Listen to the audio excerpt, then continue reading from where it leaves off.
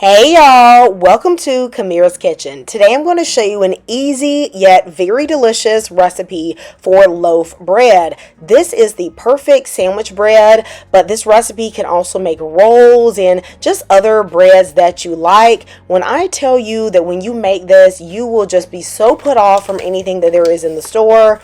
Guys, you have to make this recipe. Now I am going to be using bread flour. You can use all-purpose, but it will be a little bit less chewy. I am going to be weighing my flour. This is my 900 grams of bread flour. I'm going to be using instant yeast today. Now you can use instant yeast, you can use dry active yeast. If you decide to use the instant yeast like me, you're going to put the yeast directly into the flour. If you want to use active dry yeast, then I will bloom it in the warm water and sugar. Okay, so you can use either method. I feel like it produces the same loaf, and I have done both of them. Okay, so this is going to make 2 loaves of bread, and 1 packet is enough to make 2 loaves. Okay, now before I put in the yeast, I am going to go ahead and add in 4 tablespoons of sugar. You know, the yeast has to eat something, right? I'm also going to add a tablespoon of salt. Very important that I don't add the yeast right now directly on top of the salt. It will kill the yeast. I also have 1/4 cup of dry milk powder. This is what I'm using right here, okay? I'm using this because I'm using water, and I think the milk powder adds a nice little richness to this recipe. Now, this may be different for some of you, but I like my bread to have a little bit of a flavor. So I'm going to use a bit of nutmeg. Okay, now this is not going to have an overwhelmingly nutmeg flavor. In fact, you're probably not even really going to be able to detect it. But when I was living in Ghana, it was really popular to have a bit of nutmeg in your breads and rolls and things like that. It brings a natural sweetness and a light flavor that is very nice.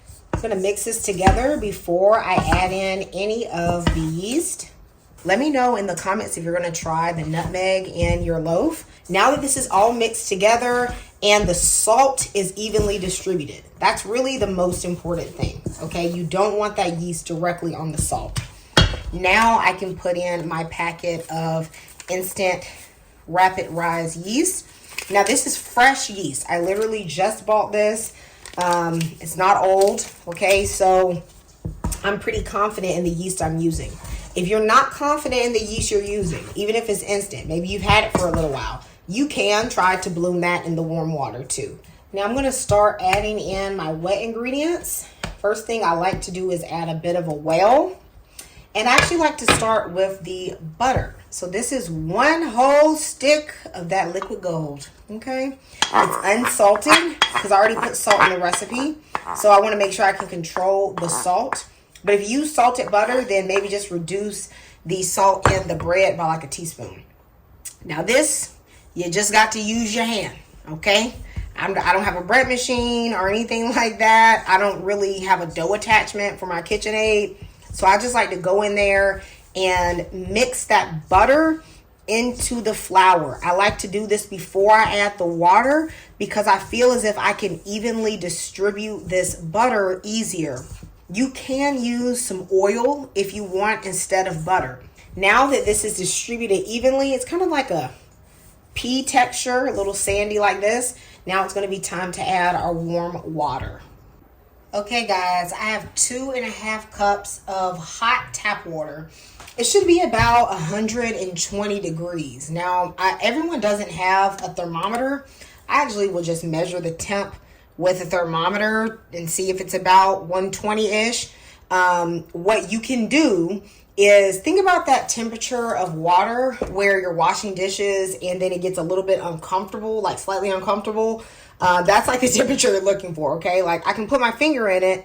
It's cozy, okay? But it's starting to feel a little bit on the warm side.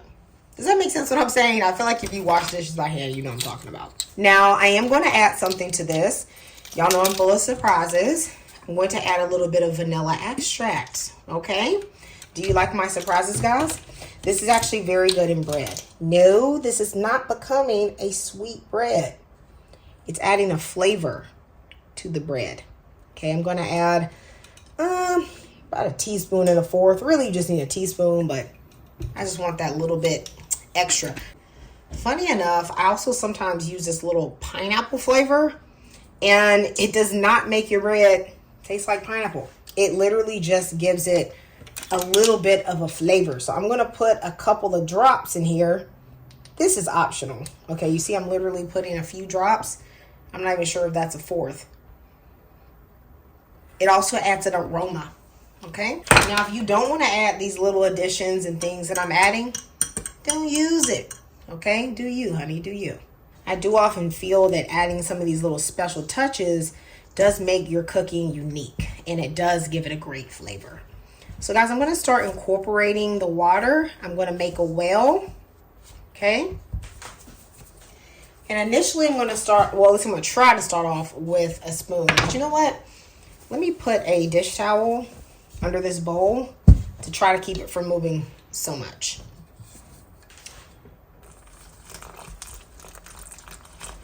Slowly start to add in the water. So this is 2.5 cups of warm water from my tap. You know, I'm trying to make a shaggy dough. All right, so now I'm putting in the last of my water. All of the flour is not fully combined because we're gonna need this. I'm gonna need this dough right on my counter, y'all. Okay, I'm gonna just wipe everything off. I've already sprayed my counter, but the counter is the best place to do this. I am going to have some additional flour on the side. You will certainly need flour for your work area. I'm going to take my shaggy dough and I'm going to plop it on my counter. You can certainly just knead in a stand mixer, but I don't have that dough attachment. So I'm just going to put flour all over my bread, or my dough, I should say. Put some flour on my hand, and I like to just pat around initially just to cover everything in a little flour. We're going to knead until the dough is elastic. This ain't like making biscuits where you trying to be gentle with the dough. You ain't trying to, do too much. No, you gotta put your back into it, okay?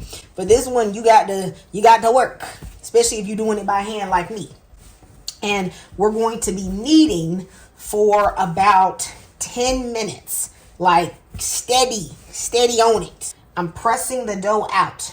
Look at the technique. Watch and learn, okay? Every once in a while, I might pick it up, turn it, and use both hands. All right, y'all. So I've been kneading my dough for about 8 to 9 minutes by hand. Right now, it's elastic. I can touch it and take my hands off, and it's not sticking. I can pull it. There's a suppleness to it when I press it. It goes down and it comes back up. There's a little bit of a give, but it's slightly bouncy. I feel like my dough is at the right place, and this is what you're looking for. In the same bowl I made the dough, I'm going to spray olive oil. I'm going to be generous with the olive oil because I don't want my dough to stick. So I'm going to put my dough in, and I'm just going to lightly turn it just to start getting it covered in the oil. I'm going to first cover the bowl with a bit of plastic wrap. Next, I'm going to cover with my kitchen towel well, okay? And we're going to let this double in size. I have heated up my oven to 200 degrees. Then I have cut the oven off, right? And so now it's about 68 degrees in here, which is fine. I like to put a towel down at the bottom and around, and I'm just going to let this dough rise in here, be all snuggly. Okay, it's been 90 minutes. Y'all, it is so cold. It has taken 90 minutes, even with the instant, but it has doubled in size, as you can see. I'm going to punch the air out of it. And our goal right now is to shape the dough so that it can fit well into our loaf pans. I want to try to cut this dough evenly in half. You can use a scale if you want to be 100% accurate. But I'm making 2 loaves. Now, this recipe isn't just good for sandwich bread. It's also good for rolls and things like that. So, however, whatever you're making this into, that's how you should, cut accordingly.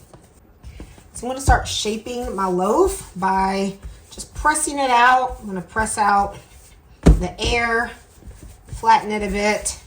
It smells so good. I actually really like the smell of uncooked dough. Hope that's not weird, but it just has a nice, beautiful, yeasty smell that I just know it's going to taste good. Once I fold it into a rectangle, I'm just going to fold it over. And right now, all I'm doing is really I'm just shaping it, okay? I want it to have a good shape before it goes into my loaf pan. All right, now I'm going to pinch this seam. I want to close this seam as much as possible. So I'm going to work this together so it's kind of like one big log. I always like to make sure the top is pretty smooth. I am using a 8x5 loaf pan. I like this because it makes the loaf really tall. I think that's just pretty for a piece of bread. And I've added a piece of parchment paper. That's going to help me just lift this out. Technically, this is non-stick, but I don't be trusting it, child. I be adding it, okay? As you can see with the shaping, it fits in here perfectly. It is so cold, y'all. Forget the bread. I want to crawl into this oven. Okay, it is so snuggly in here right now.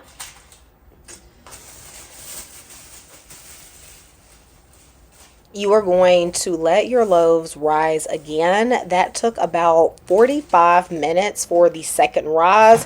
Don't let it rise too long to where it's spilling over the top of the loaf pan, or else your loaf is going to be very airy. I'm going to preheat the oven to 375 degrees. You could also cook this on 350 if you want, but I like 375, and I'm going to be cooking my loaves for about 25 to 30 minutes. I actually like to take the internal temperature of my bread.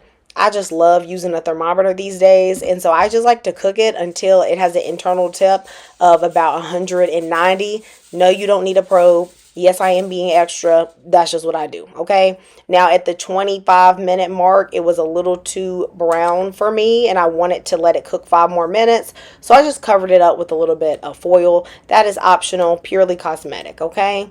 Now, guys, once this came out of the oven, I slathered it down in some butter. My bread has been cooling for 10 minutes, and now I'm going to pull it out of the pan.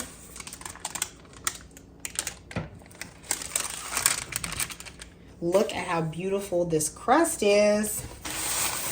I do like to let mine cool for at least 30 minutes before you cut into it. I find if you cut into it earlier, the texture is not as nice in my opinion. So look at that, you all. After 30 minutes, y'all know I went straight into this bread. Now, y'all, I don't mind eating the butt of the bread. Okay, I eat it all. The butt, the middle, it don't matter.